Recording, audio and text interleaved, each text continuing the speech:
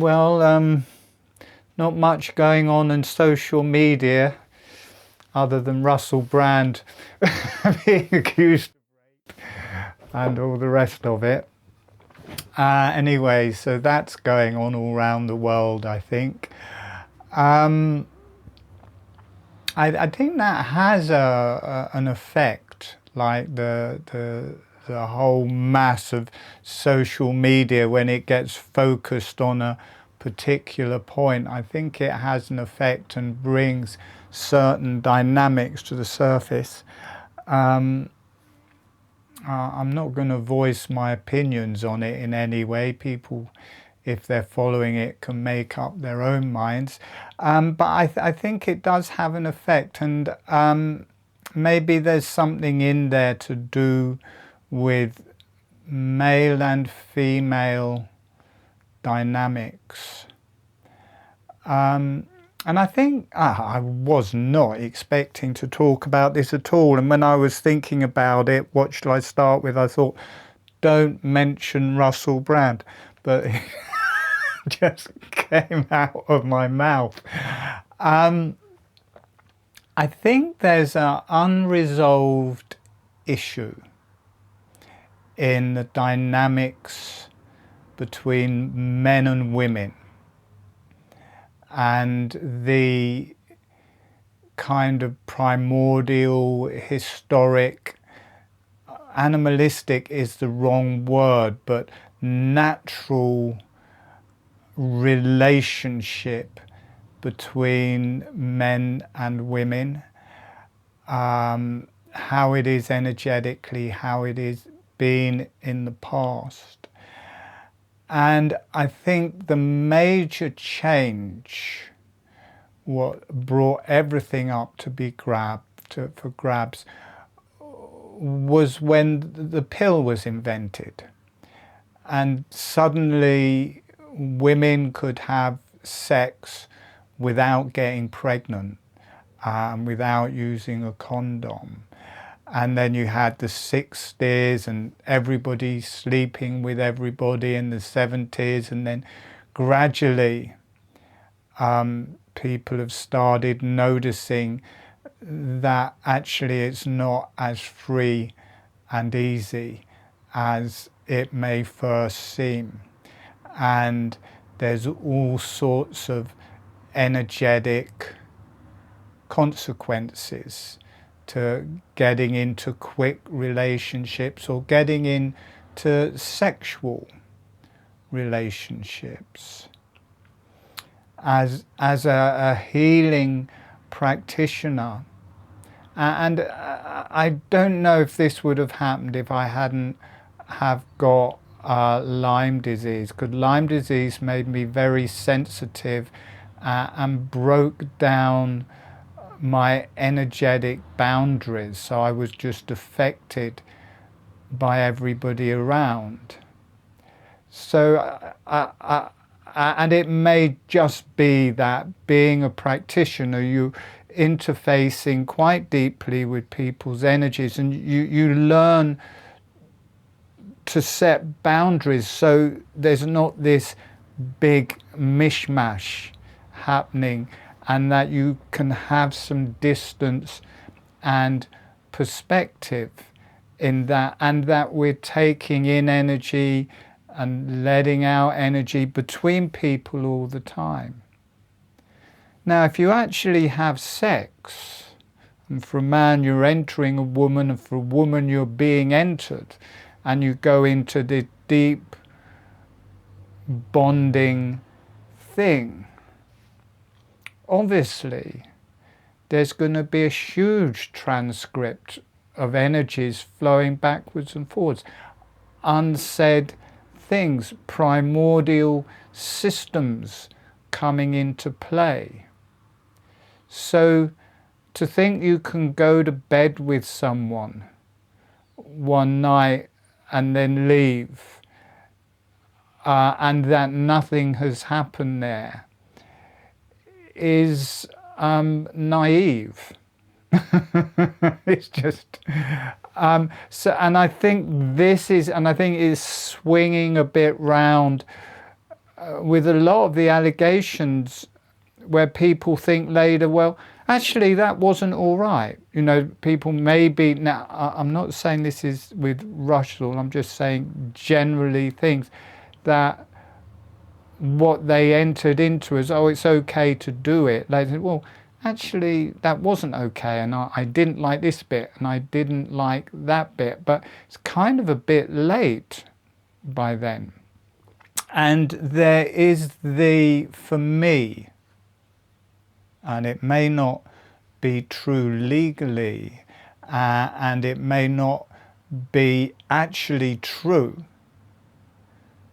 but for me, one of the primary gestalts or standpoints for healing yourself is that you take responsibility for all that happens to you. And it may look like I couldn't have done anything about that.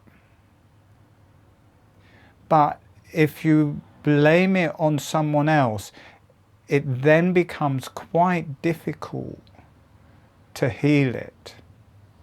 And I know that's a very hard thing to say in situations around sex, and also very primed in the different views of different people and different sexes. And I'm not just saying it in that arena, I'm saying it in all arenas. It just clears the work surface. You look at all of the mishmash around the world of everybody blaming each other for what's going on. As a general healing principle in your own life, and what I apply to my life, seemed very, very unfair that I got Lyme disease. I hadn't even heard of it. I didn't even see the tick. I hadn't heard of Lyme disease. I very healthy, very strong fitness Tai Chi instructor, and very quickly my life deteriorated into some kind of hell. That didn't seem fair, and I spent quite a lot of time complaining to God about it. Why me? Why have you done this to me? How could I have protected myself against that? How could that possibly be my fault? Why have you done this? But in that situation, it's very hard to find healing. And it means part of your history is not divinely planned. This part of my life is okay, and this really shitty thing that happened here, that wasn't meant to be. It wasn't my fault. So you disconnect yourself from events that have happened to you. And I know this has just got so much poignancy around it, but I'm just going to say it anyway. I think even, you know, you've got the whole Me Too thing going on and everything like that. But even it, because that just seems to be poignant worldwide, and I know has terrible effects on women, psychologically and at all levels. But still, I think if you hold it in, the other person did that and it was nothing to do with me and I have no responsibility in that, then it becomes very hard, whether that's right or not, it becomes very hard to heal it in your own system. I think one of the reasons probably this has come up to be said is that in what we will be working with today, we will be working with the uterus, ovaries, testis and prostate, which are to do with love, which are, you know, part of the genitalia, obviously. So there is that karma there. And if you look around the world at all of the different problems, all of the different opinions, all of the different things going on, not just in the sexual arena, but in the whole arena of mankind. And it does look unfair. I mean, it really does look unfair. Some people are mega rich and healthy. Some people are totally poor and unhealthy. Some people are rich and unhealthy. Some people are poor and healthy. Some people have got this. It does seem unfair. But while you're still blaming your life, God, your situation, you have no power in it. And I don't think, for myself, I can't fully process whatever has happened to me until I stop blaming other people for it, be it God, circumstances. It's interesting, why me too?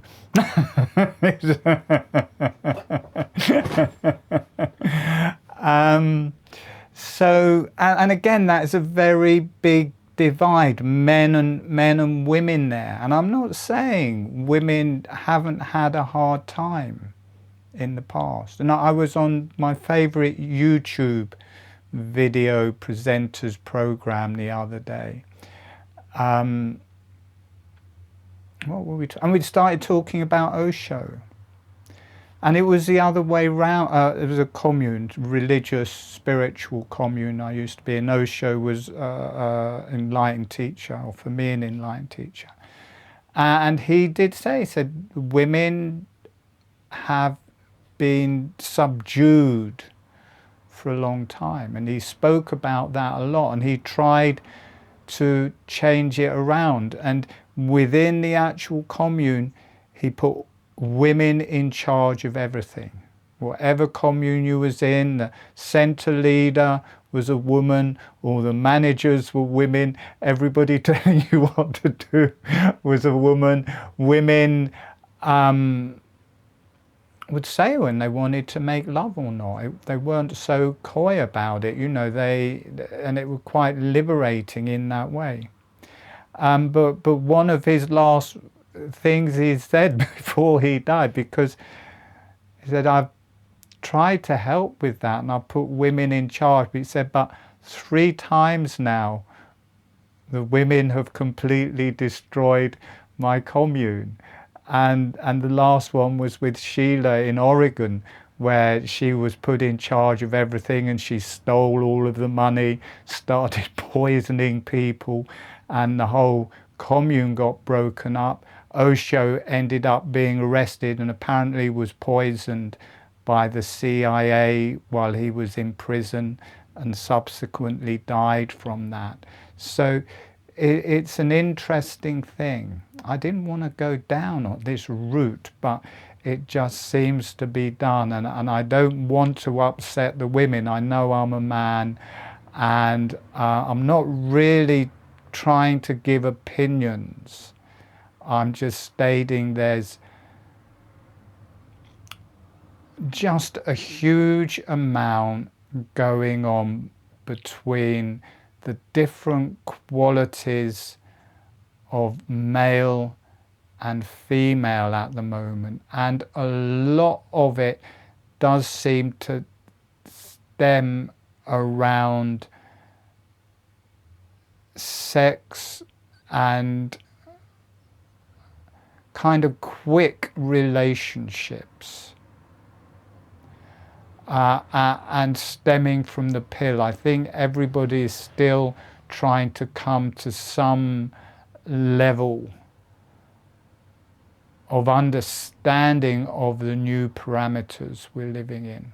And for a long time now, ever since I had Lyme's disease, it became impossible to be in relationships because I was too weak and also too energetically open. And I wouldn't have that any other way now, because for me to work with myself and integrate the different energies and integrate the male and female within myself, I mean, I see the highest form of Tantra, from my perspective, is on your own, and viewing your own inner female and your own inner male, and the interplay between both. So maybe that whole talk comes down to that one thing, rather than looking at the relationships between men and women and the plethora of stuff that's going on, and looking at your inner Tantra, the relationship between the man and woman within you. It's just a huge, sorry I've got my eyes closed, but there's just a huge release there. There's a lot of kind of accolade from above that this is an important step and move forwards for mankind, is that ability to be on your own but in relationship with yourself, and bringing the different halves of yourself together. And from what I was saying, there's something unsaid about the parts of my life that I've not enjoyed or tried to push away or not wanted to take responsibility or blamed God or blamed someone else. Once I allow those experiences and run those experiences through me in the same way as if I was channeling or just channeling energy in myself, there is a huge healing. I mean, I blamed my mother for the continual beatings every day through my, until I was too big, and then psychological beatings. I was a little boy, how could I do anything? And I was holding it at a distance. But when I started just not just allowing that memory, but channeling it through me as a healing energy,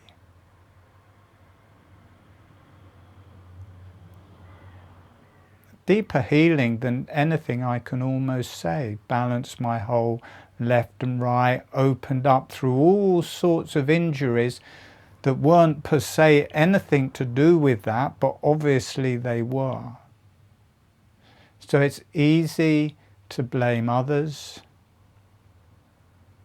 rather than take advantage of it in a healing way. And it's also, we're coming up to the practitioner training and working with clients. When I got Lyme disease, I wasn't strong enough to protect myself, and often after working I would be left with stuff and it would just hang around forever. But I remembered something that Diraj was always talk about, and he said, don't try and push it away if you pick stuff up. He would talk about the kundalini of just allowing it into yourself as if it's your own, allowing it in and allowing it in. And at a certain point, it hits the center line and the spine and turns into Kundalini and goes into the higher self. So even if it's not your own, when you become a teacher, you end up working with people and their different things going on mirror different things in you. And if you hold it outside of yourself, you are losing the ability of not just transforming your own self for higher knowledge and wisdom, to allow that to happen with energies that are coming to you from the outside. Say, oh no, I don't want that, that's not me. Sometimes it is you, sometimes it's mirroring something in you. And sometimes it will just release away, but if it persists, it's just to let it in and transform it as your own. And this is something we are continually doing in holographic breathing. Somehow this state of being, this movement of the jaw, this how all of the bones start moving, how all of the energies start moving, we are transforming our inner stuff, our feelings, everything. It is a whole practice. You are transforming everything, past lives, ancestry, everything. It just is a whole, for me, is the most incredible thing ever. It's the most whole thing I've done. It seems to connect with everything. So anyway, I'm rambling a bit because I feel this practitioner training, I kind of put it off for a long time because I didn't feel ready. But over the summer it's become ready, and it's become more than ready. It's become like it's become time. I can feel it in every bone of my body that now it is time to train people to be holographic breathing healers. And you know, people can do the training, they don't per se have to go off and become a practitioner. Just working with other people with it in the training just takes everything to a deeper level. And I think that is why I'm starting to talk about principles that we're going to be working with in that training. So that is there for everybody. I wasn't expecting such a strong uptake, but a lot of people seem interested. There's a lot of energy behind it. So I am really, really pleased with that. And hopefully, as yet, it's not properly formatted. I don't, you know, it is the first one, so it is a bit just finding our way.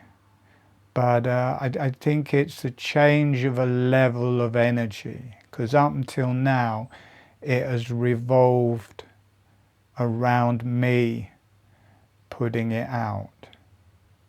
And if the practitioner trainings carry on and become a success, then it will start also orientating me, enabling, or at least that is my intention, to enable people to the best of my ability to be able to teach holographic breathing for themselves and to teach it in their own way, and to teach people different healing dynamics that won't only heal them, but will give themselves a deeper perspective of how to heal themselves as well as healing other people.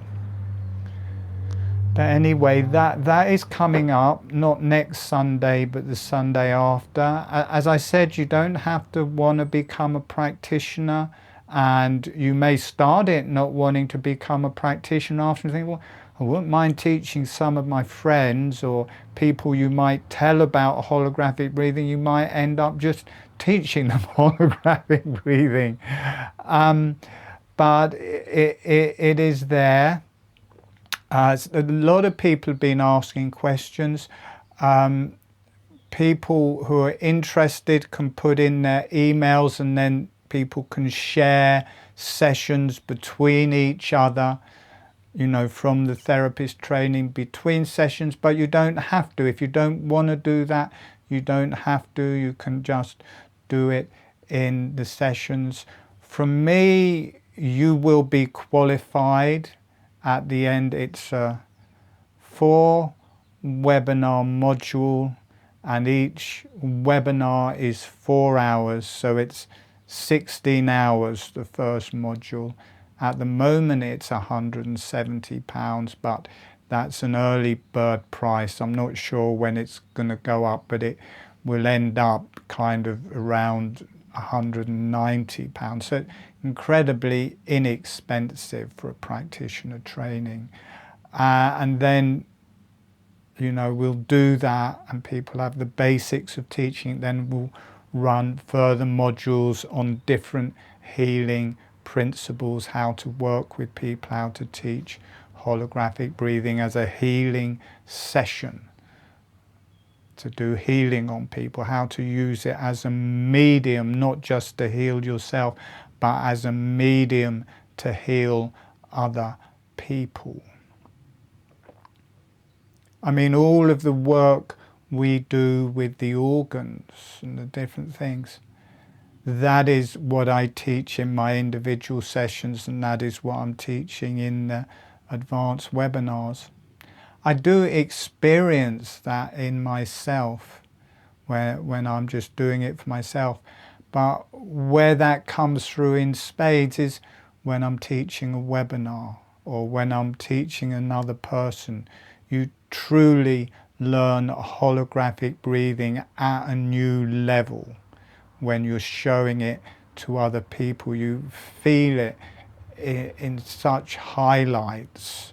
It's made very apparent, and that is quite, I don't know the word, but feels good to me, because for me that means there is this spiritual reality informing it that is helping it spread. And it isn't something I can do myself. I can't spread this to the whole world myself. I think it's going to take lots of different colors and lots of different perspectives to do that. So that is there. I know it's more expensive than the normal advanced webinars, but I mean, everything I teach seems to be about half price or less compared to the other webinars I look on at site, and definitely the practitioner training is much less than that. People charge thousands of pounds for practitioner trainings. So that is all there, and if anybody is interested in that and has some questions, just email me. I kind of would prefer it that everybody kind of decides, either, you know, comes to a decision whether they want to do it or not in this first one, because I don't know how long it will be before I'll be able to teach another first one, to get enough people to teach a first one so they can progress. It may be possible to just have that as an online thing that people can do, not live, because this one people don't have to do it live, and if they miss them they can just do it from the recording. So maybe future first ones for a while would just have to be that. I'm not sure. But if you are interested or you do have any questions, please contact me. Just email me. So I wasn't expecting to speak about any of that, but anyway, we've got that starting in 2 weeks. We've got the Fire Energies webinar starting next Sunday. We'll be working with that. That is the ovaries, testes, uterus, prostate, Hara Heart, small intestines, and the whole circuit that runs through the whole body. We'll be working a lot with embryology. We'll be working a lot with conception. The ovaries, testes, obviously a lot to do with conception and our development through the womb, but our intrinsic experience of that, and then working with the energies, the fire energy circuit in more depth. So that will start next Sunday. That's 4 2-hour webinars. It's £44 for that series. So all of those have a lot of energy. That's why I'm having to close my eyes again, because it's hard to speak about them without the energy channeling through. So that is what's coming up. A lot of energy behind that talk. That quite wore me out. I've done the webinar now. I'm going home. I felt like it. Doing 2 webinars tonight. My God, I think there's a lot of karma in what we were talking about there. My God. And it's really hard to talk about it because you've got 2 opposing factions, really.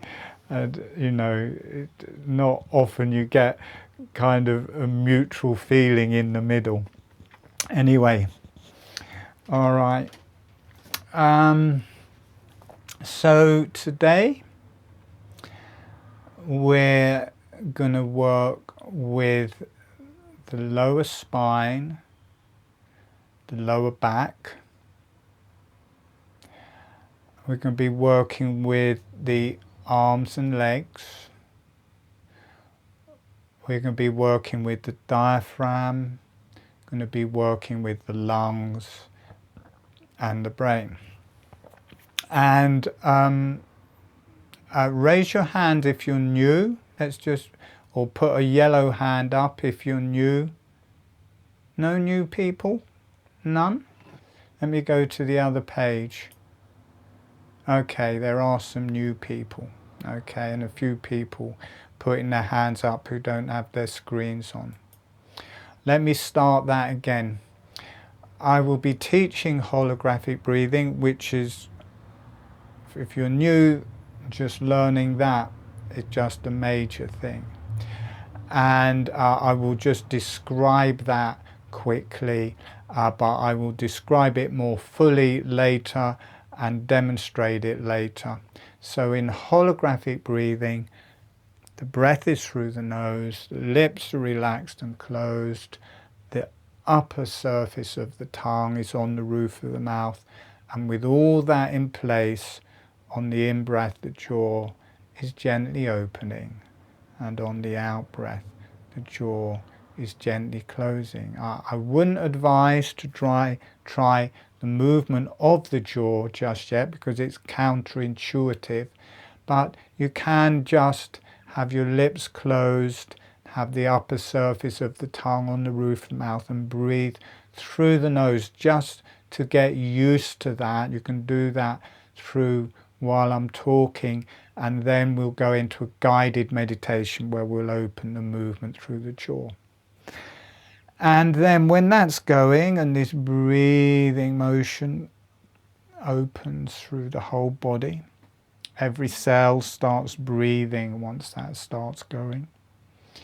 We'll be initiating that movement of the breath through the arms and legs. We'll be connecting that from the legs to the lower spine. So there's a breathing motion in the feet, a breathing motion in the legs, there's a breathing motion through the pelvis, and that all rises up into the lumbar vertebrae and spreads a bit higher into the thoracic vertebrae. And 2 of the major muscles that connect the energies and movement from the legs and pelvis to the spine are the quadratus muscles, which are from the top of the pelvis at the back, and they rise up and inwards and join to the lower loose ribs, but as it goes up, connects to the sides of every vertebrae. Bits of it come up and it connects to every vertebrae. And then forwards from that, on the inside, you've got the psoas muscle, which comes from behind the hip joint, forwards, kind of up the front of the pelvis and back to the spine, and lays in front of the quadratus muscle and connects into the spine. I'm going to show you pictures of those two muscles because they're majorly how we'll be starting the movement of the breath in the spine.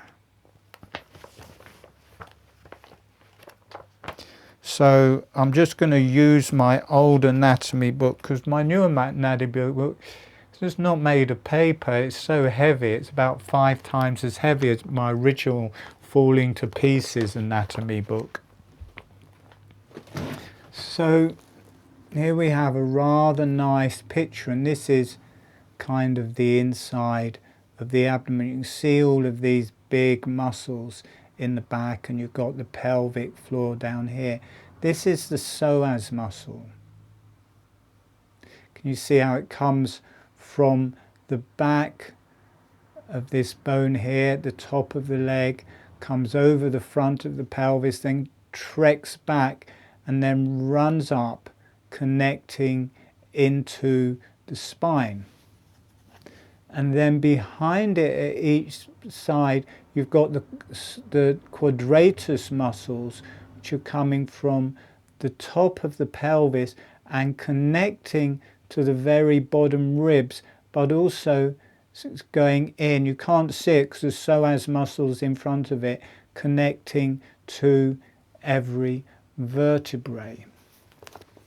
So you may not experience this, and I'm certainly not going to emphasize it with beginners in the group, but with holographic breathing, and definitely when you're including the hands, feet, arms and legs, there's a tensing of the muscles that open the diaphragm, that opens the ribs, that opens the abdomen. The ability to breathe in, the majority of the muscles are tightening. And then on the out breath, the majority of the muscles are relaxing. And the muscles that aren't actually shortening, maybe the muscles of the abdomen are expanding a bit on the in-breath, but they're not just relaxing, it's a controlled, there's a tension in them as they're being pressed open, and there's an attention in them, or it is actually more of a relaxation on the out breath. But as you're breathing in, you know, muscles that would seem to expand, it's not just, oh, we're relaxed, they're holding and slowly opening. And what this means for the spine,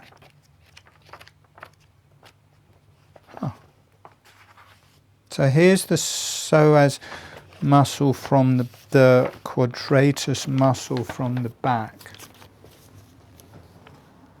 Can you see that? Now it's mirror image to me. Can you see from the top of the pelvis here, the quadratus muscle running up to the bottom 3 ribs there? Can you see how it runs in to joins to every vertebra, and it's angled in like this, and then that continues up. The muscles of the ribs are all angled in to the spine, and as the quadratus muscle tightens, in effect it's pulling the spine down. And as all of these muscles in the back of the ribs tighten to lift the ribs up. They're not just pulling the ribs up. There's an equal and opposite power. If you're lifting something up, there's the same effort of pulling something down. So they're pulling into the spine, to the side of the spine, and then there's more muscles running from the side of the spine to the center of the spine. This is giving a condensing or a tightening of the whole length of the spine. And the same is happening in the neck to pull the top ribs up into the neck. So what you get is a condensing of the spine on the in-breath, then a lengthening of the spine as it all relaxes on the out-breath. Now, I'm not going to say I feel that beautifully. I feel my spine contracting and everything opening. I feel my spine lengthening and everything narrowing. And I think that's how it is also, at least when I did it, that's how it's seen in cranial sacral therapy. And this is how the muscles do it with the breath and in holographic breathing. So we're working with that. We're going to work into the back and mainly into the quadratus muscles in the back, which is the muscle at the back. We're also going to come into the front, which is the psoas muscles, and they will balance each other and they will balance the spine. Those muscles, one behind, one in front, balancing each other and creating this up-down motion of the spine with the breath. One of the things that stops people feeling this is from the birth experience. When the baby goes in, or the mother goes into contractions, that is a breath. It's tightening top to bottom and expanding. It's lengthening top to bottom and narrowing. And the baby's in there. The baby's doing the same thing. The baby is being shrunk, it's upside down, its head's down here. It's being shrunk top to bottom and expanding on the in-breath or on the contraction. And then it's narrowing and lengthening on the out-breath. So the contractions are like an in-breath. And between the contractions are like an out-breath. And in a way, the breath is being imprinted into the baby. If it wasn't for the spine, the baby would just be a mush. It is the spine that is joining the head to the pelvis. And what happens is the chin comes down, the focal point becomes here, so you get a straightens the spine, the pelvis is tucked under, so the spine is straight. And there's this tension and relaxing, and at the very least it's a tensioning and a relaxing, but more optimally it's a shortening and lengthening. Breathing in, a shortening, breathing out, a lengthening, and that is what happens in holographic breathing. And my experience of that is that people find that difficult because it takes people into the birth experience, their birth experience. But that is an incredible way of healing your spine for yourself. So we'll be going into that a little bit today. Now, that plays into the diaphragm, gives a deep, the muscles of the diaphragm, I don't know if I've got a picture of that. Well, yeah, I have.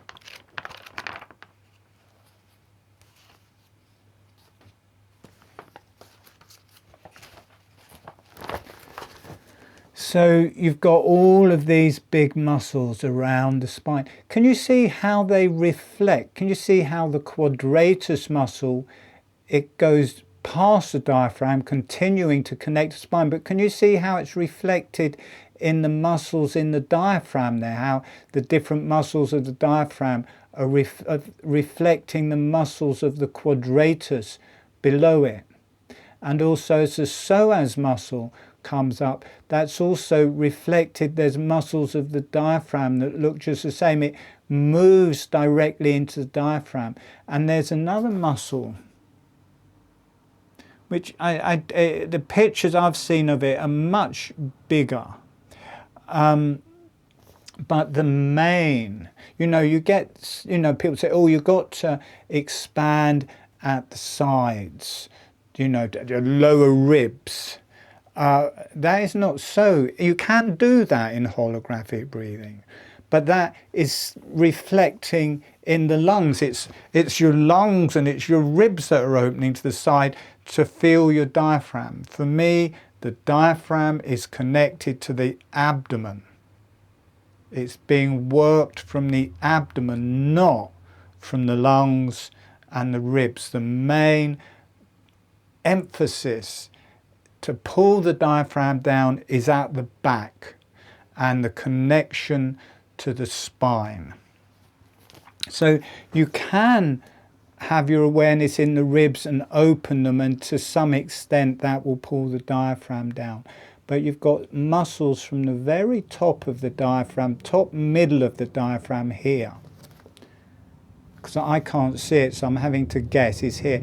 And then these muscles, and they come right down almost to the bottom of the spine here, but they connect down into the spine. And I did send out, I will send it out in the recordings. There's that animated movement of the bones that I show how the spine shortens and lengthens, and it really shows this muscle here pulling the whole diaphragm into the spine, relaxing, so it shortens and the whole diaphragm pulls down.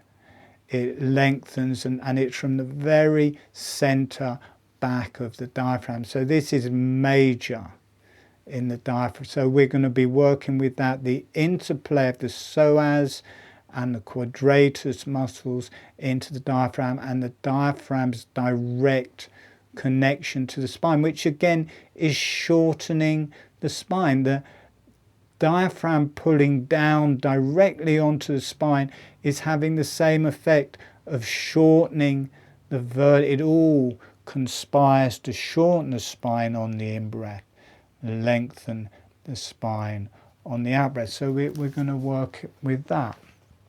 We're going to work the different levels of energy and experience in holographic breathing that aren't available with our normal breathing. And our normal breathing, if you're doing it in a good way, our normal breathing is through the nose and the sinuses. It's not a particularly good idea to mouth breathe. It's good to breathe through the nose and sinuses. Holographic breathing, this is the abdomen. The mouth is the abdomen, the jaw is the pelvis, the roof of the mouth is the diaphragm. So this is connecting you to the lungs and to the breath and to the air. So when we're breathing through the nose, we get the experience of prana, and we get the experience of air or breath, and we get the experience, now it's not real, it's not true, but we get the experience that as the lungs open, that they're hollow, and they're just these two hollow bags filling up with air on the in-breath, emptying of air on the out-breath. That is my experience anyway, when I'm just not particularly doing what we're going to be doing today and just being aware of the breath coming in through the nose. And this gives you a very airy, pranic quality of the lungs expanding on the in-breath, but like bags just filling up with this light material, closing on the out-breath. In reality, lungs, the actual physical material, like they are, I think they've got to be the biggest organ in the body. I mean, they're massive. And I remember someone, I don't know, I think it was on a horse farm, they had some lungs for some reason, I think for dog food or something like that. A bit gross, but they're really heavy. I mean, they're incredibly heavy organ. And you can experience the physicality of the lungs on the in-breath. And there's this there's this force on the in-breath. Either things are shortening as a force, or because of that things are being stretched, and there's a force to it. And what we're going to be working with is not all of the material in the lungs, but very important. COVID is going around at the minute, and it becomes, when it gets bad, it infects the bronchial tubes and the bronchi. We're going to be working with those, and they are physical. And as the diaphragm drops, the lungs are dropping, expanding. So what happens with these bronchi is like a tree, and they're all being stretched out. It's like drawing about all these little bronchi being stretched out. And it's not like they collapse because it's all opening. There's not more material there. It's all being filled with air. They're not collapsing. They're stretching and staying the same width. So it's like a balloon. When you stretch a balloon, these are made of a cartilage material which can stretch. So it's stretching out all these bronchi on the in-breath, and there's a pull, there's a tension to that. And then on the out-breath it all relaxes. So there's that same thing, there's a stress on the in-breath, but you really get this feeling of exercising your bronchi, which is, we will work on that in the meditation. So I'm giving a lot of information, and I'm not sure we're going to get everything in the meditation. I think that's as far as I'm going to go with the description, other than the lower back, the bottom 4 vertebrae, the psoas muscles. The quadratus muscles are different, they relate to something else, but the psoas muscles relates to the fire circuit, which we're starting next week, and we're going to be working with everything to do with that and conception. We will open that up a bit with the lower back and the psoas muscle, and feel a bit the quality: ovaries, testis, prostate, uterus. And we're going to look at see the different levels of the face relate to the different areas of the body. The different areas of the brain relate to the different areas of the body. The different areas of the hands and arms relate to the different areas of the body. The different areas of the feet and legs relate to the different organs and different areas. And at a basic level, in the legs and arms, the lower back of the legs, below the knee, down to the ankle, relates to the lower back. The knee is like the diaphragm. The upper back of the leg is relating more to the back of the thoracic and the back of the ribs. So the lower leg will connect you to the abdomen, or the back of the abdomen, and the quadratus muscles. If you come, and that connects into the heel, which will relate you to the pelvis and the sit bones. Then if you come forwards a bit from the heel, that will connect you to the pubic arch, the perineum, the ovaries, testes, uterus and prostate.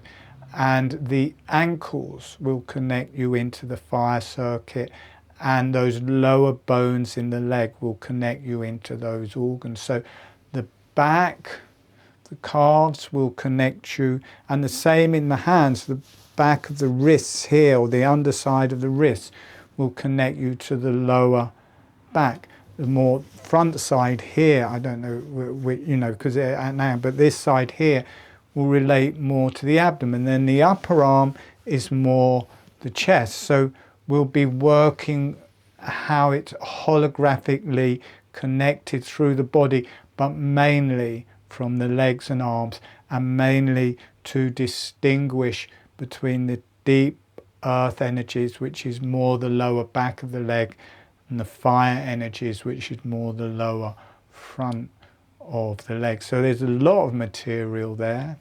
We've talked about a whole load of stuff I wasn't going to talk about at all, but have done that anyway.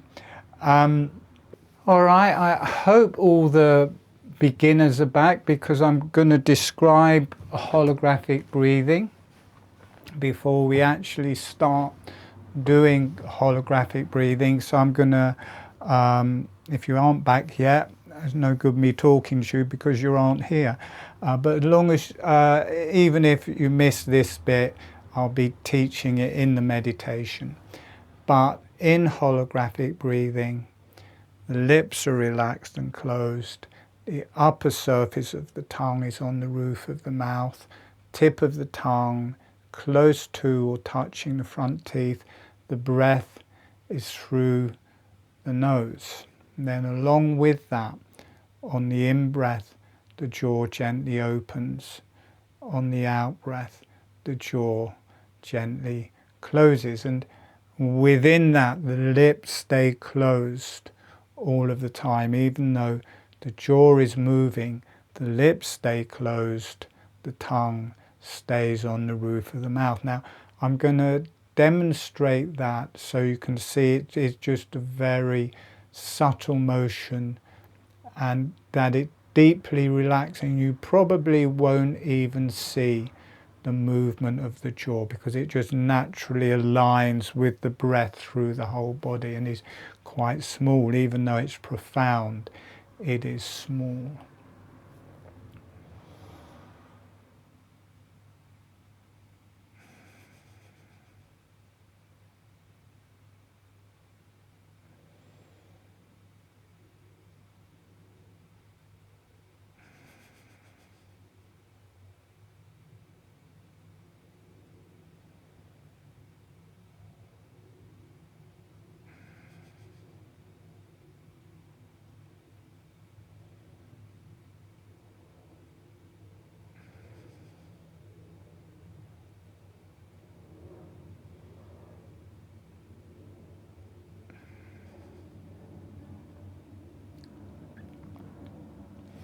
And whenever I do that, I just move into a deep meditative channeling type space very, very quickly. So I will be talking you through that in the meditation.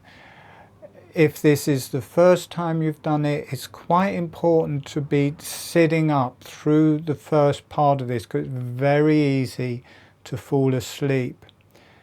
Doesn't matter if you fall asleep after you've learnt it, but if you fall asleep before it's working and you don't learn holographic breathing, then the whole thing's not going to work. So if this is the first time, it's good to be seated rather than lying down.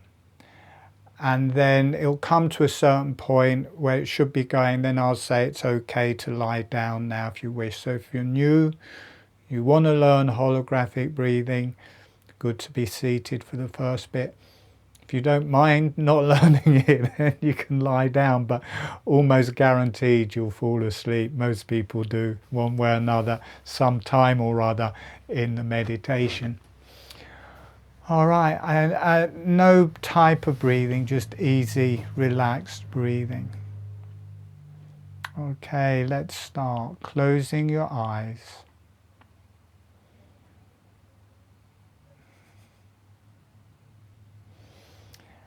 And for the new people, just breathing gently.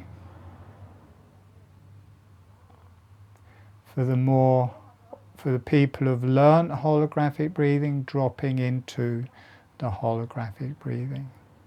We're going to bring in some resources. Sending a smile, sending some energy to the earth, and allowing the earth to say hello back. And notice what that feels like through your body and through your energies.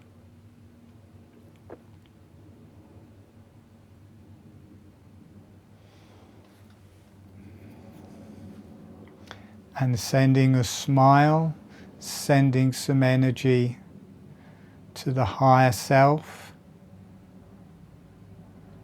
and the beneficial energies. The beneficial energies, any divine energies, any divine teachers, any guides, long as they're beneficial, allowing your channels to come in.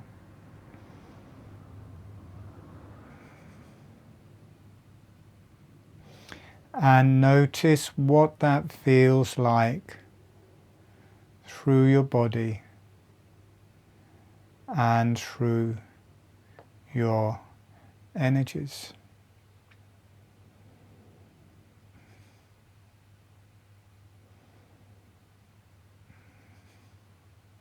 And asking the earth, the higher self, and the beneficial energies to be with you through the whole webinar as a healing presence, as a guide, and as your resource. Gently breathing, have the lips closed and relaxed,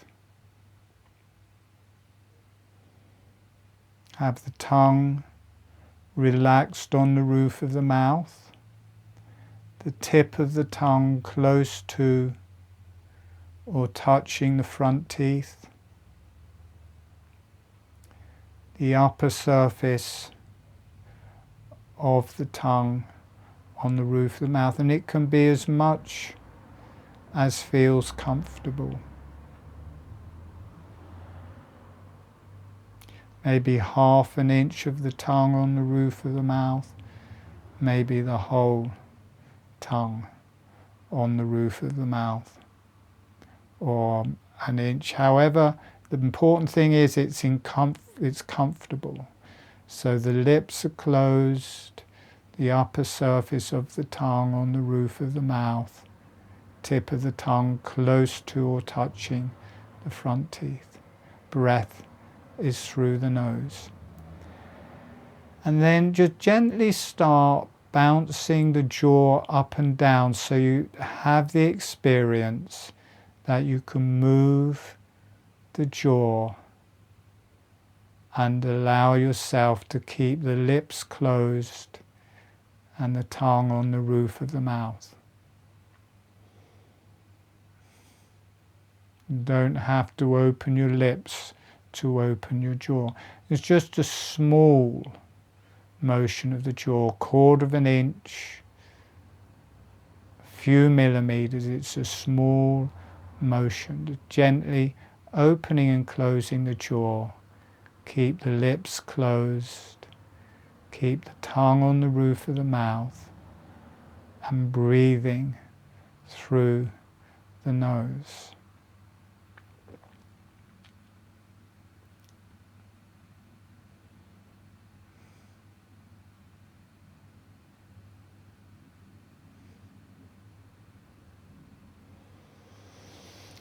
And then start slowing that motion of the jaw down. And when you feel ready, as the jaw is slowly opening, allow the breath to come in through the nose. And as the jaw is slowly closing, allow the breath to come out through the nose. So at this stage, the emphasis is on the jaw. As the jaw is relaxing open, the breath automatically comes in through the nose. As the jaw relaxes closed, the breath automatically comes out through the nose. The lips stay closed. The tongue stays on the roof of the mouth.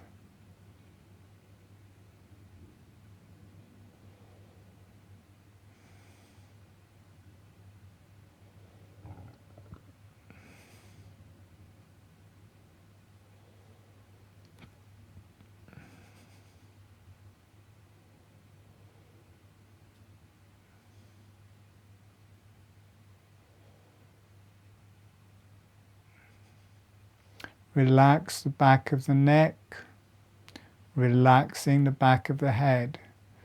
The jaw relaxes open, the breath comes in through the nose, jaw relaxes closed, the breath leaves through the nose, the lips stay closed all of the time, the tongue stays on the roof of the mouth all of the time.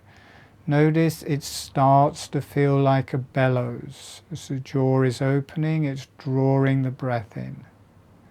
As the jaw is closing, it's exhaling the breath out. We're now going to change the level and the gestalt. Rather than having the main awareness on the jaw, bringing the awareness to the nose and the breath. And as the breath comes in through the nose, automatically the jaw relaxes open.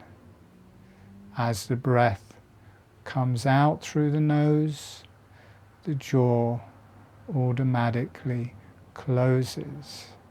Notice how everything becomes much softer, much more meditative. You kind of raise to a different level of energy as it moves from the mouth to the nose and sinuses. Breathing in through the nose, the jaw relaxes open. Breathing out through the nose, the jaw relaxes closed. The lips stay closed all of the time. And we're going to bring the awareness to the chest. As the chest opens, the jaw follows, it opens. As the chest closes, the jaw follows, it closes. Breathing in, the chest opens, the jaw opens. Breathing out, the chest closes, the jaw closes. Notice the energy moving through your brain, through your face. Relaxing the back of the head. There's quite a lot of channeling going on. Relaxing the back of your head, the lower brain. There's a lot of releasing in people's cerebellum area at the back of their brains. Just let that happen. And the whole brain, it activates your brain. Notice how in a very subtle way your face has started to breathe, your cranium has started to breathe, your brain has started to breathe, your neck and throat have started to breathe. The whole skull and neck have come into a new mode of breathing. They've started to breathe.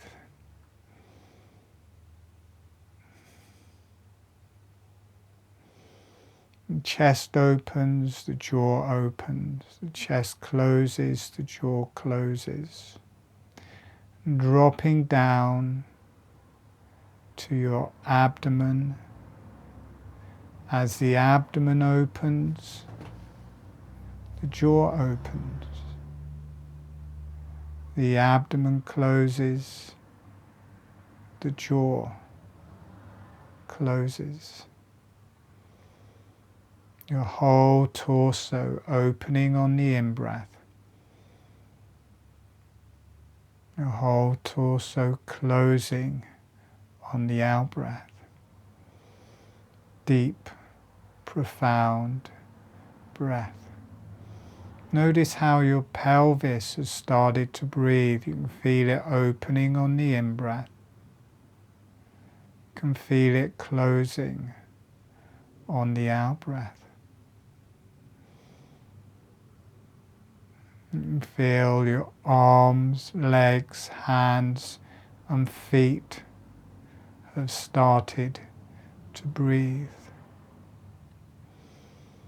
Everything is breathing, every cell is breathing. Your brain, your face, your head is breathing, your neck is breathing. Every cell is breathing. So if you're new and you want to lie down, you can do that. Now that the holographic breathing is going, you can lie down. And if you're seated, you also need to be able to let your arms and legs stretch out, because we will need that for the breathing motion, the hands, legs and feet. So we'll start with the feet, continuing with the holographic breathing. As you breathe in, pulling the toes up, kind of flapping the feet up. And breathe out, letting the feet relax down. Breathing in, letting the letting the feet flap up. Breathing out, letting the feet relax down.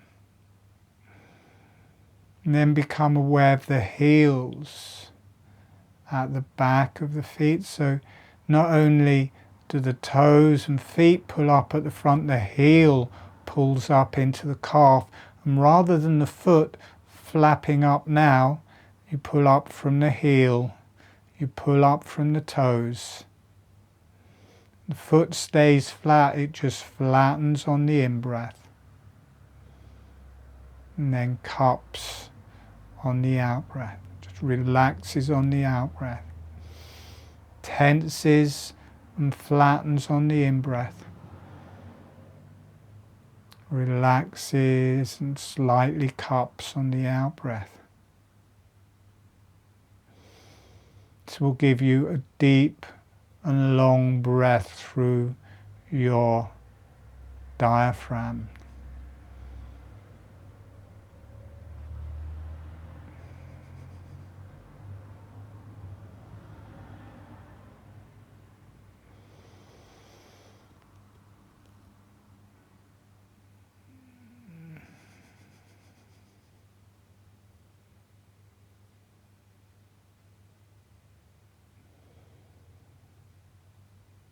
You'll feel a tightening through the front of the legs, pulling the front of the feet up. You'll feel a tightening through the back of the legs, pulling the heels up. And the foot will flatten on the in-breath. The foot will relax and cup on the out-breath.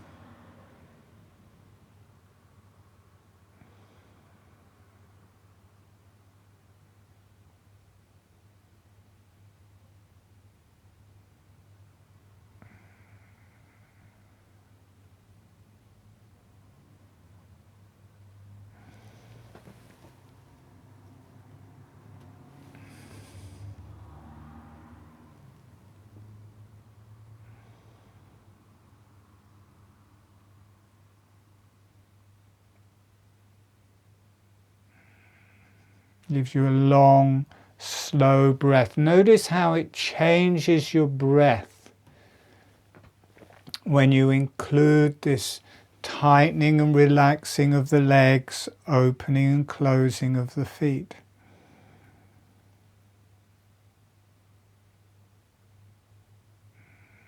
And doing the same with the hands. The hands are flattening, and there's a tension through the arms.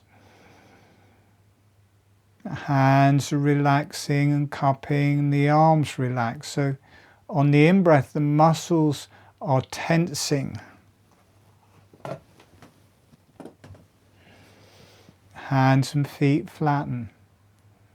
The out-breath, the muscles are relaxing. The hands and feet relax and cup. Relax the back of the neck.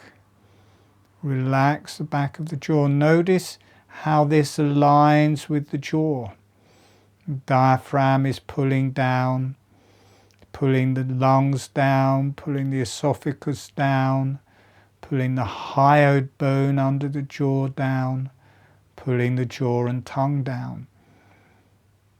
Breathing out, it's all relaxing, and the jaw relaxes closed. The tongue stays on the roof of the mouth all of the time. So the hands, feet, arms and legs align with the jaw. The jaw is balancing with the back of the head.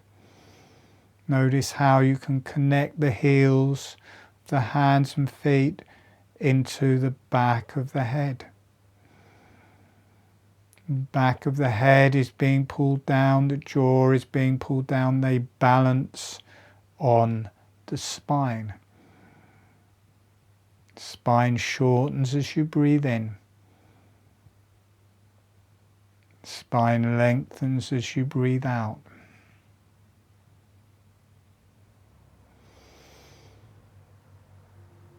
If you can feel that, notice, not everyone feels it straight away, but if you feel that, the spine shortening, you'll notice the lungs and abdomen really open as the spine shortens. And as the spine lengthens, the lungs and abdomen contract.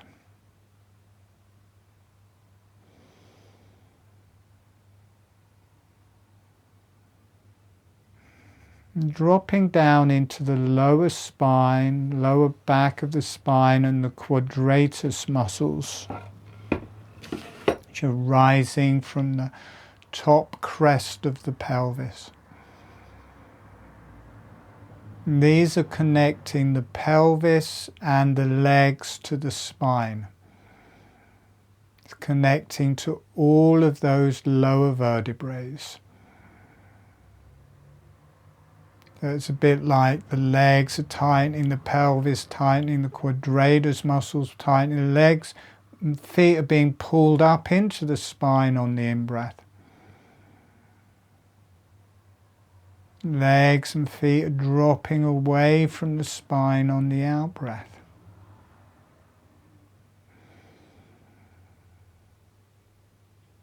You can feel that, or you can just feel a gentle tension in the lower back as you breathe in. Integrating above it and below it. And a relaxing of the lower back and quadratus muscles on the out-breath.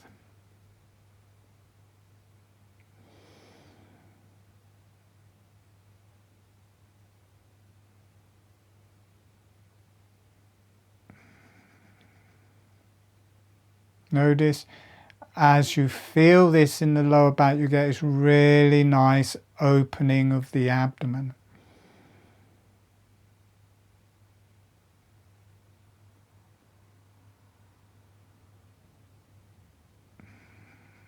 As it all relaxes, the abdomen relaxes and empties.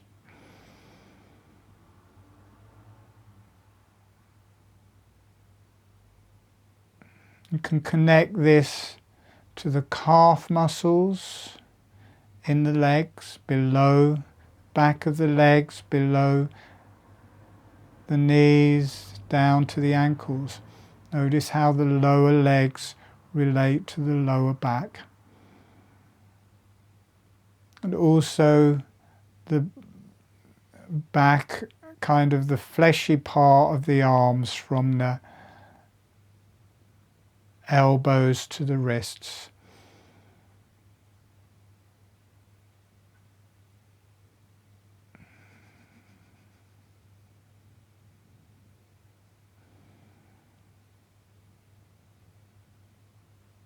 relate to the abdomen. Get this breathing in your lower back, breathing in your abdomen. Notice how the heels connect you to the sit bones and the pelvis. And the heels of the hands connect you to the sit bones and the pelvis.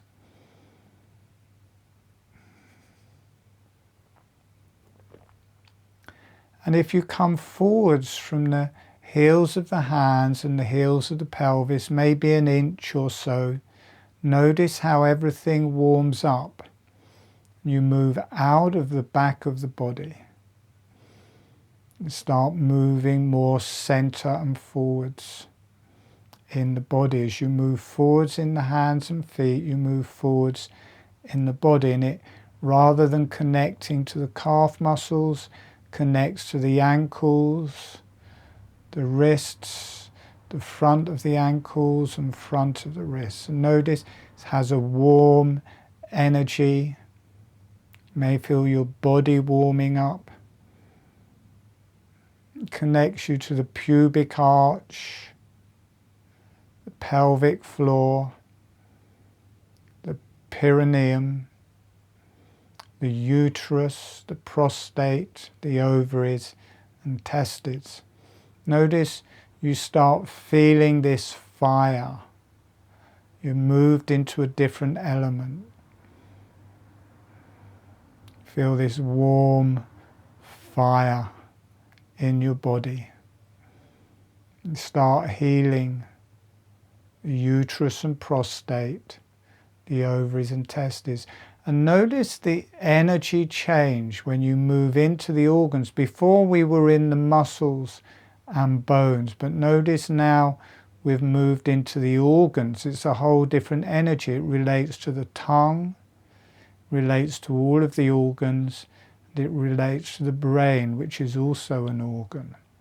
Got a different energy to the bones and muscles. As you come slightly forwards in the foot, then into the sides of the ankles, front of the ankles, sides of the wrists, front of the wrists. Feel this warm energy. The pubic arch starts heating up. Ovaries start heating up. Testes, prostate, uterus all become activated.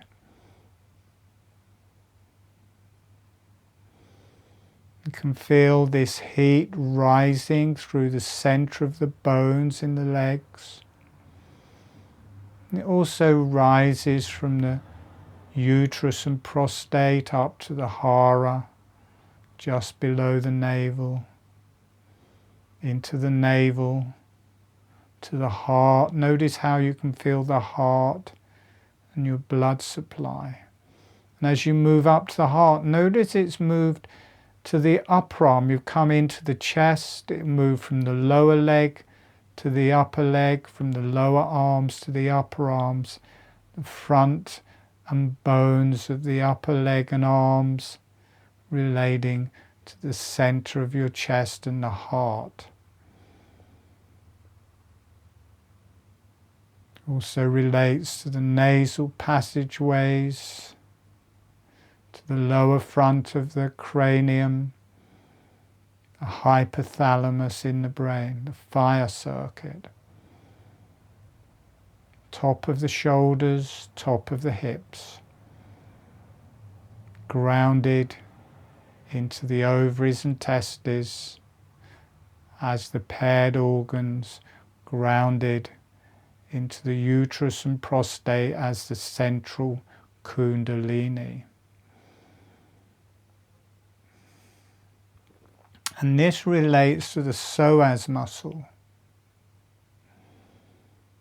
Starts in the back of the legs, but it loops forwards over the front sides of the pubic arch, then back to the top of the pelvis, the lower back, and it flattens against the quadratus muscle. So you've got the deep dark energies of the quadratus muscles at the back And you've got the fire energies of the psoas muscles at the front. So you've got the muscles and bones breathing, and you may start feeling it, this tension in the lower back on the in-breath and the spine shortening, then relaxing of the lower back on the out-breath and the spine lengthening, and the psoas and the quadratus muscles balancing this movement in the spine. And these bottom 4 vertebrae might start also glowing red. They relate to the fire circuit.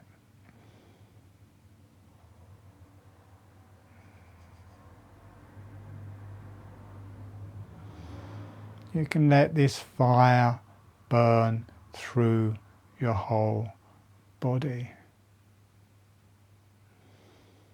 Then if you drop back into the heels, hands and feet, sit bones,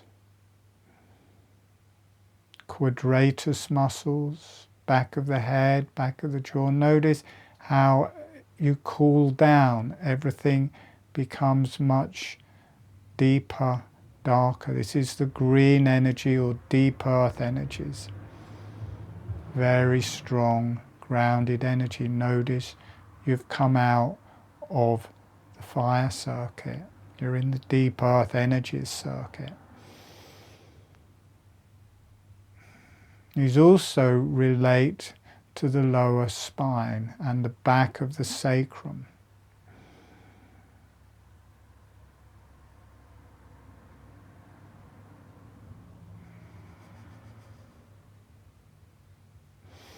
And if you come up to the knees and knees and elbows, these relate to the diaphragm.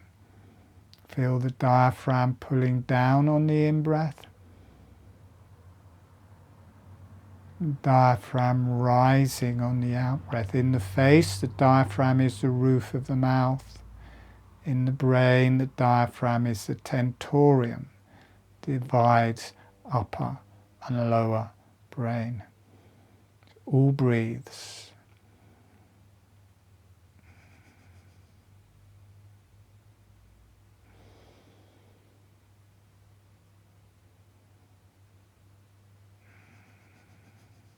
And if you rise up to the outside of the legs, upper thighs, outside of the upper legs, outside of the upper arms, notice how this brings you into your lungs.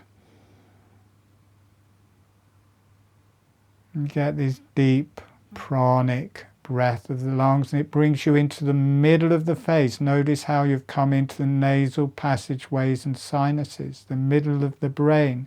Come into the cranial fluid. This pranic energy. So there's the pranic breath in the lungs, orchestrated from the upper arms and legs, nasal passageways and sinuses.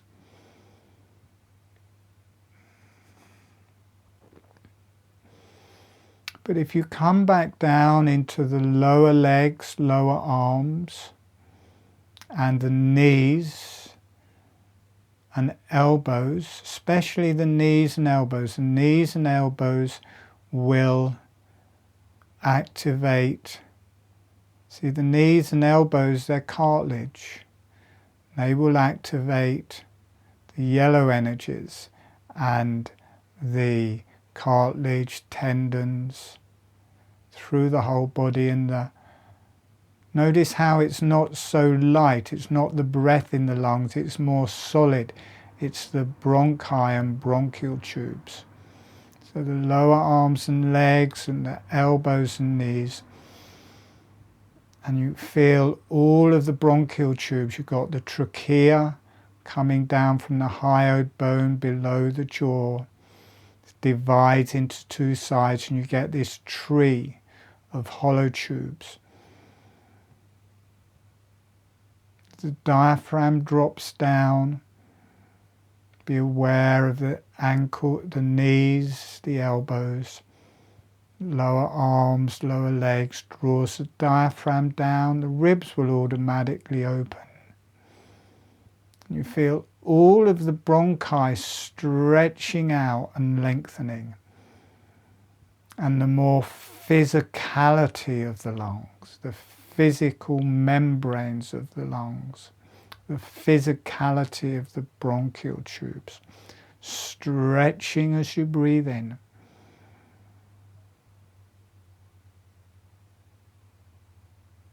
Relaxing as you breathe out.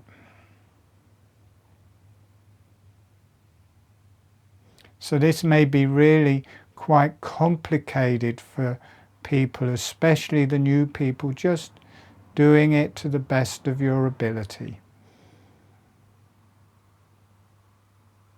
And if you're just starting, just doing holographic breathing is quite enough.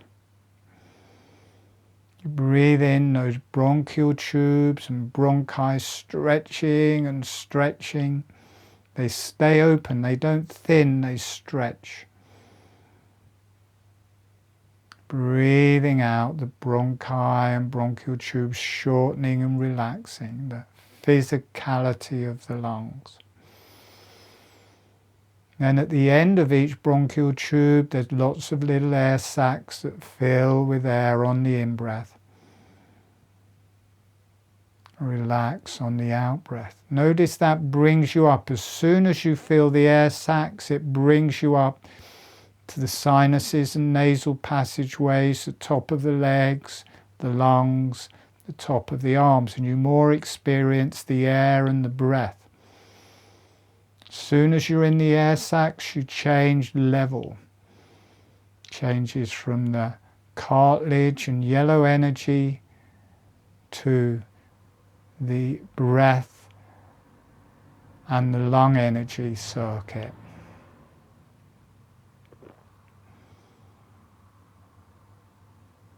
Notice now it just feels like breath opening and closing through the lungs, feeling the upper, outer arms and upper, outer legs. And feel all the air sacs opening and closing.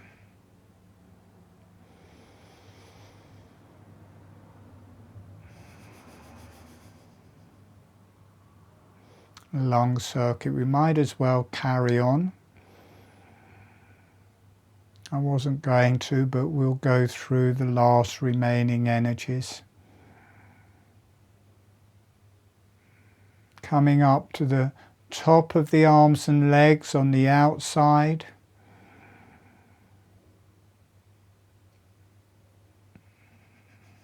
Notice how the energies change. This brings you into the blue energies, kidneys, adrenals, bladder, urethra, vagina, penis.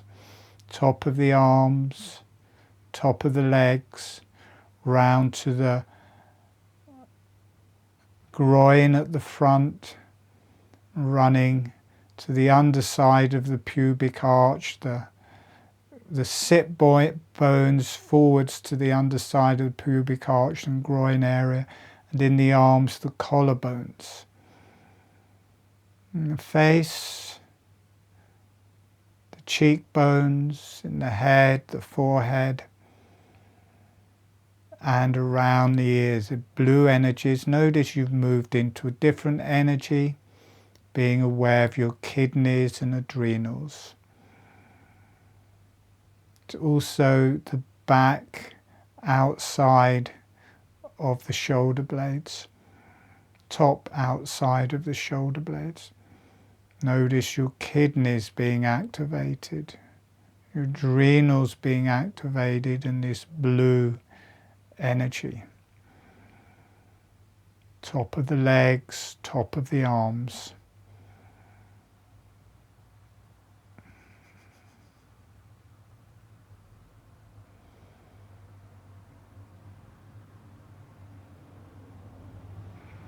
Raised up in the face to the cheekbones and the forwards, frontal bone, forehead of the cranium, round the ears in the cranium as well.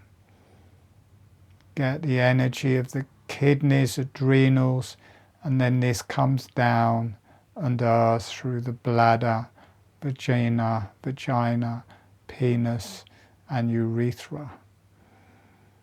The blue energies. I love this energy, my word. It feels so good. Very sexual, or it's sexuality transforming, the quality of sexuality as it's transforming. You get this, all of the organs have sexuality, but this is quite strong sexuality of the penis and vagina. Letting that energy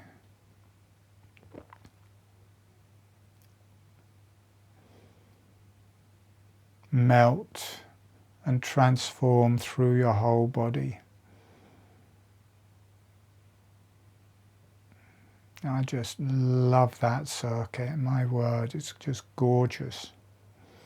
This will heal through the nervous system, the pleura, the myelinating glial cells, the myelin sheath, the nervous system. Rising up into the hip joints, into the shoulder joints, to the top of the pelvis, to the top of the crests of the pelvis, top inside of the shoulder blades, the eyes, top of the head. You move into the brain and higher energy circuit. Notice how everything becomes very light. You get a connection to the divine energies. The ethmoid between the eyes and this bright white energy ascending through the top of your head up into the divine.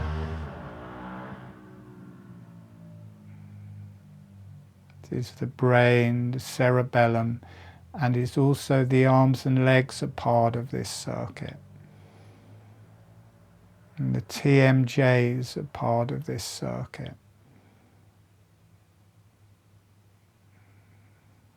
Another lovely, they're all lovely. They all have their different qualities. They all relate to different vertebrae. They're all part of our being, part of our whole energies. And breathe. This is what I'm teaching in holographic breathing, of this energy healing system. Heals you through and through. Letting all of those energies intermingle, move back and forwards, in and out of each other, nourishing each other, moving up and down through the body. The brain also connects directly to the deep earth energies. The arms and legs also ground the brain and cerebellum. As all of those energies intermingle, the crown chakra opens and transcendence starts. You start becoming a viewer.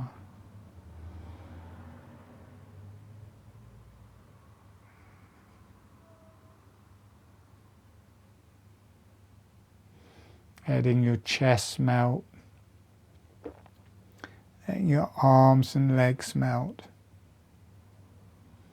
letting everything melt.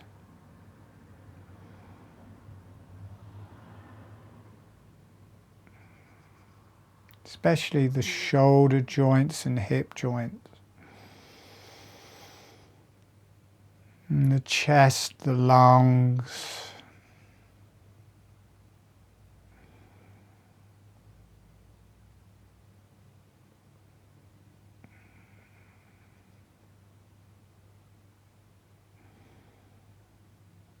Everything integrating, everything grounding.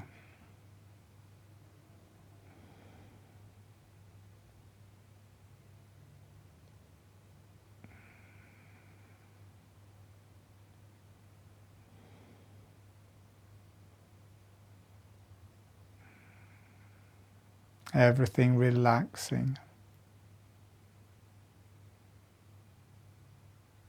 Allowing everything to earth. And breathe. There's a channel, it's not like a bright channel, it's just a knowing, a divine knowledge. I think for me it's the divine knowledge around this healing system. For you it may be anything. But there's some kind of correspondence with divine teachers, divine energies, divine matrix, human matrix aligned with the same matrix in the divine, in the higher energies. Those energies in us, organs in us, matrix in us, aligning with those matrices, teachers, divine energies of the subtle realms and higher self. And the ability for healing ourselves, complete healing. And definitely allowing the lungs to breathe.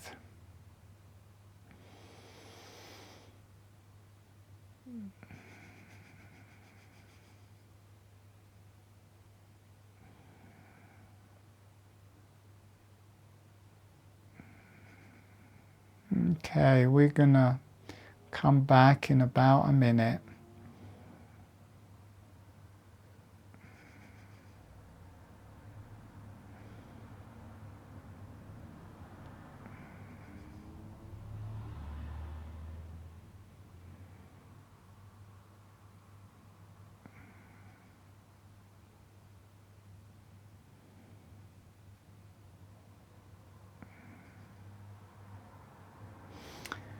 And sending a thank you to the earth.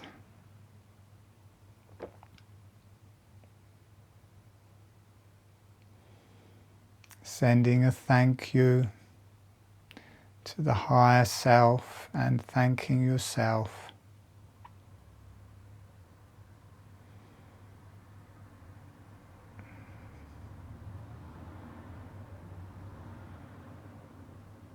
Letting the energies go off for love and healing to the earth.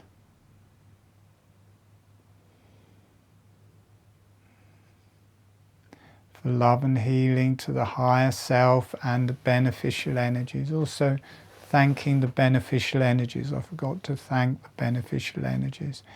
Thanking the higher self and the beneficial energies and divine teachers, divine matrices,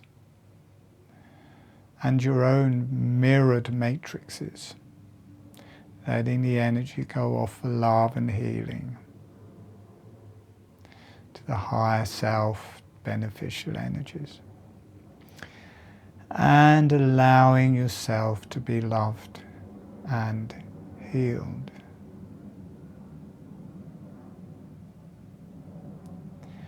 And letting the energies go out to all sentient beings for love and healing.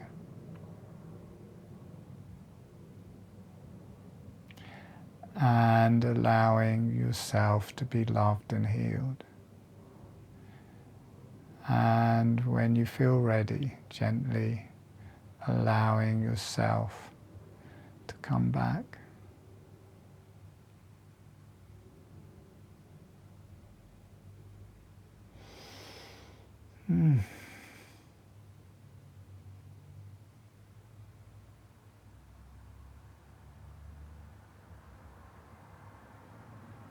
Whoa. Well, I wasn't really expecting to do all of that, but that was just the way it when I think because we're starting another round of working with the different levels of energy next Sunday, I just think the guides that bring that through just came through in spades, and that is where we went.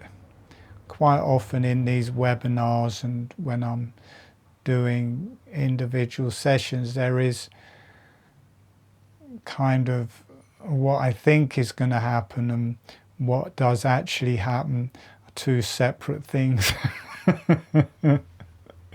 And you have to be open to that, and you have to allow that. So we did all of that, and we will be working in depth at a new level with the fire energies. I know we've run that circuit before, but they're always another level up each time we come back to them. It takes about a year to do the circuit and come back to the different energies, but we've done so much work in that year. We're addressing it at a new level, and the whole immunology is quite new, and it's very potent because obviously ovaries, testis, uterus and prostate has a lot to do with conception, and also the heart, Hara, is very primary in that evolution. So we've got that. I can't help but mention it. Someone mentioned in the comments about Libya and all of those people dying. That has actually been forefront in my consciousness all summer. Not that particular event, but for me the climate went over a tipping point about 6 months ago, and I know some people don't believe in climate change, but I do, and for me it seemed like we went over a tipping point, and every parameter has just mega moved on, like many of them 6 or 7 standard deviations from the mean. That's like 70 billion to 1 would those events happen if it wasn't for climate change. The ice in the Antarctic has gone off on its totally own trajectory, never seen before.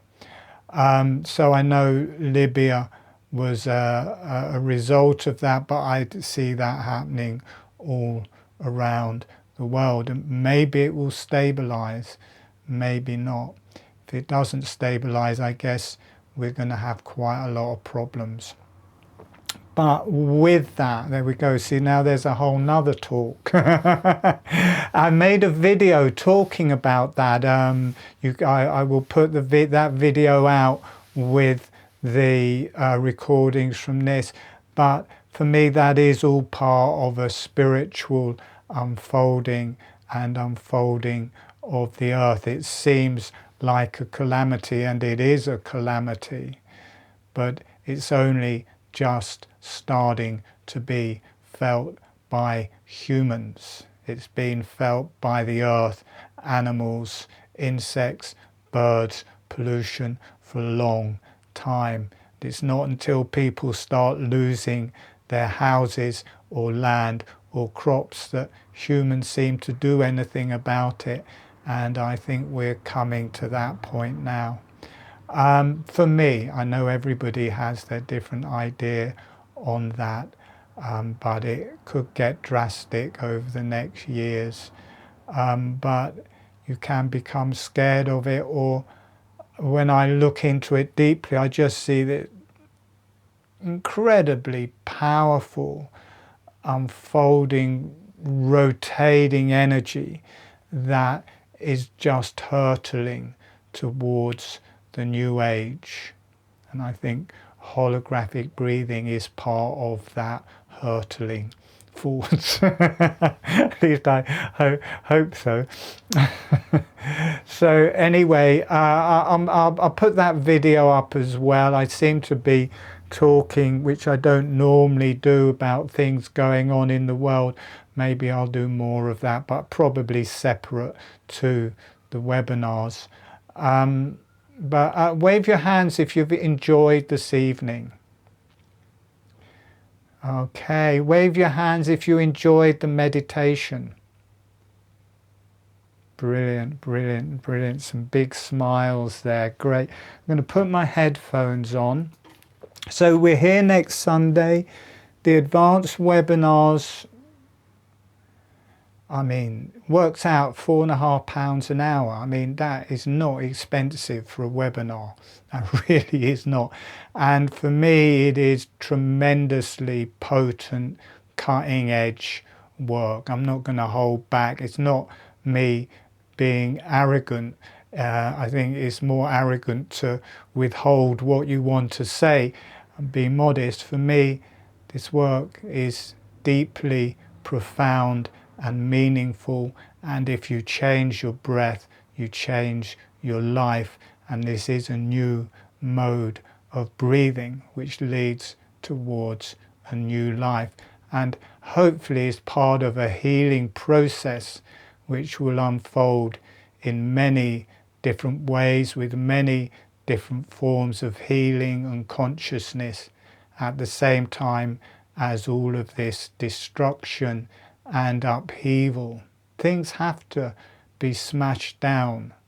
You can't just create the new. Things have to tumble, and the new arises out of the dust. For a profound change, you cannot stay the same as you are. I mean, you can't change and stay the same. That's impossible.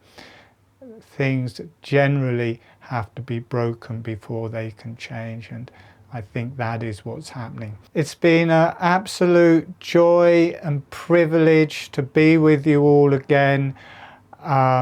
It always is. It always brings me to a new level. I always see it in a new way. So deeply, deeply thank you.